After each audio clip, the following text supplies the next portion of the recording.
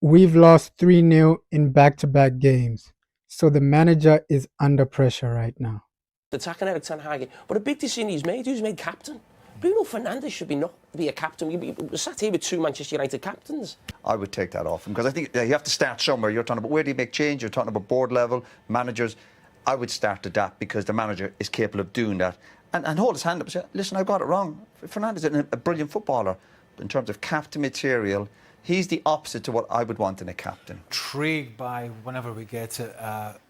Probably won't get it in time tonight, but I'll be hearing later and maybe tomorrow. Maybe we will be lucky and Ten Hag will put his head above the parapet and say something with some sort of normalcy and not the BS that he's been coming out with.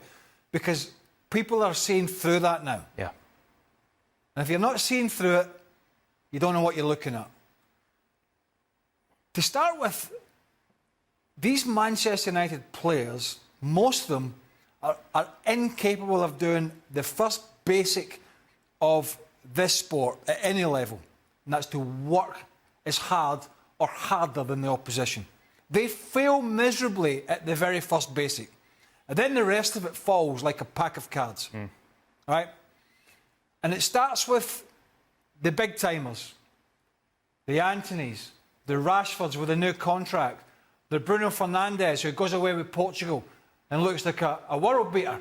When he comes back here, he's just a moaner and a groaner. It starts with all these people. If they have another disaster, and that's what this is tonight, a disaster when you look at the two teams, he has to be close. Because he's run out of ideas, Dan. He has shown himself, at the moment he's shown that last year was nothing more than got a bit lucky. Got results, got to a cup final, didn't play great against Newcastle, won it, got in the top four. That's just all gone now. That seems to me they huffed and puffed and managed to do it. He's not been able to back that up.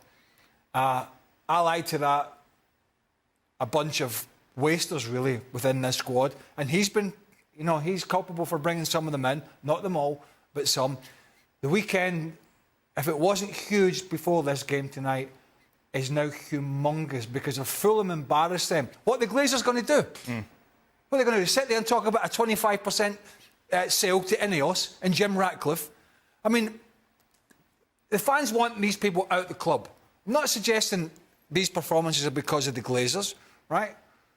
But this whole thing needs a huge broom coming in, just sweeping it clean, top to bottom. It's not going to happen because they're only interested in money. At the start of the season, I didn't think we're going to do extremely well, but I didn't think it was going to be this bad, right?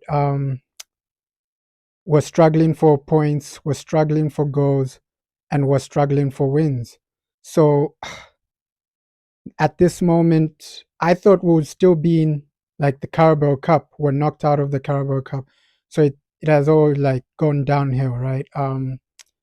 It's not ideal, right? I would like the team to improve and do better, but that all depends on the players and the manager, the system, and everything surrounding that, right? I know if we lose this match, the manager might be fired, right? Because a lot of fans are getting impatient. A lot of fans are tired of this, right? So you can't blame people for wanting a change, people for wanting something better, something new. And all we want is to win more games, to score more goals. And let's hope we get that against Fulham.